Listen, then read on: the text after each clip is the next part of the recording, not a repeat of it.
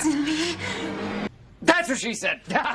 Evil Dead Rise is a 2023 supernatural horror film directed and written by Lee Cronin. This movie stands as a standalone movie and the fifth entry to the Evil Dead film series, created by Sam Raimi. It was originally supposed to premiere on HBO Max, but after test screenings were heavily positive, it was pushed to be released in theaters, and it made a good amount of money on an estimated $20 million budget. Now, hear me out. I haven't seen any Evil Dead movie. In fact, the only thing in the collective of projects that I've seen is Ash vs. the Evil Dead, which I loved and found very interesting. So you gotta understand why when I saw the trailer for this movie, I was hyped. It was promising all the gore, horror,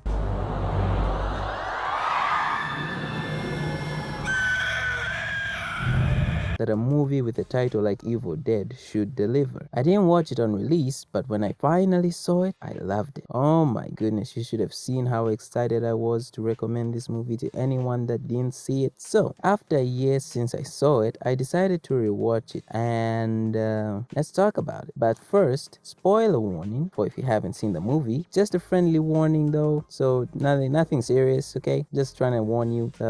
Let's go. So the movie opens in the present, where we meet these two characters who are just out to catch some air. It wouldn't have been a clean decapitation with these blades. You'd just scramble your face up real good. Who talks like that? Oh wait, I talk like. Anyway, so this girl, her name's Teresa by the way, goes to check on her friend Jessica because her boyfriend would rather play with his drone than check on his girl. Look at this guy, what a hero. After she finds Jessica asleep, Teresa just decides to read her book, but then Jessica's reading with her. I tried to draw back my arm, but the hand clung on. I pulled its wrist onto the broken pane Jess?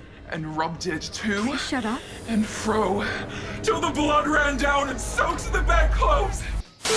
And might I say, this demon has a great voice to be a voice actor. So I'm just saying. Look, alright, quick question. If your friend's voice starts sounding like this out of the blue, what would your honest reaction be? Would you just sit there going, Jessica, Jessica? Or would you get the heck out of there? I know I would. I'm your friend, but I'm not sticking around, bro. And then she passes out. And right when the friend's worried, and she's concerned, but she still doesn't call for help, the girl grabs her hair and rips it off her head. Who's the brainless meat now?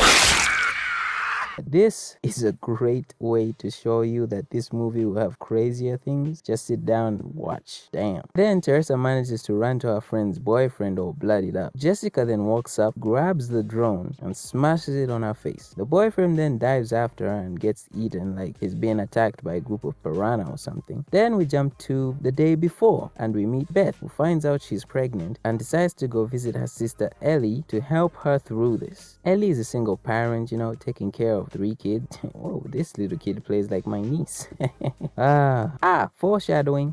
Sorry, wrong channel. Shout out Cinema Sins. After a bittersweet reunion, Ellie sends her kids to go and grab pizza at night by themselves, which, any normal mom would do, by the way. When the kids come back, their town is hit with an earthquake that opens up a hole in the floor, revealing what this guy calls a bank vault. Doesn't look like one, but okay. And there he finds the Necronomicon and 3 records from the 1700s and takes them to his room to investigate further because he wants to sell them or something. But he actually unleashes evil spirits into the world which possess and kill his mom. She then gets up, then attacks her family. Mom, stop it! I'm free now. Free from all you titty-sucking parasites. She then attacks the guys outside, kills the guys outside, and her family lock her outside while she turns it into a war zone. Then these two have an argument because Buddy here is the reason his mom is behaving the way she is, but the girl was infected, Resident Evil style. But it's been a few minutes since someone did something dumb, so the little girl decides it's her time to shine. I would understand, she's young, but listen to this. Open up and let us in, Cassie. We can be a big, happy family again. Us? Yeah, that's a red flag. But she opens the door just enough to get choked by her mom. Open the door like you open your legs, you stinking groovy slut! What? It's 2-0 now. The demon's on fire. Then the girl starts eating glass. I'm not kidding. She is eating glass.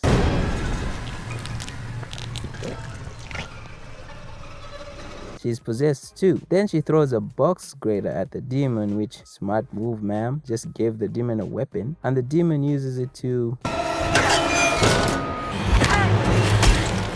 Yeah, this movie is wow. Then the little girl kills her sister. Yeah, for now at least. So then Beth decides, let me also listen to the record because a solution might be in one of them, I guess. She doesn't find it, by the way. Oh, and the sister finds a way in the house and is like, hey, let me allow you to finish listening to this record.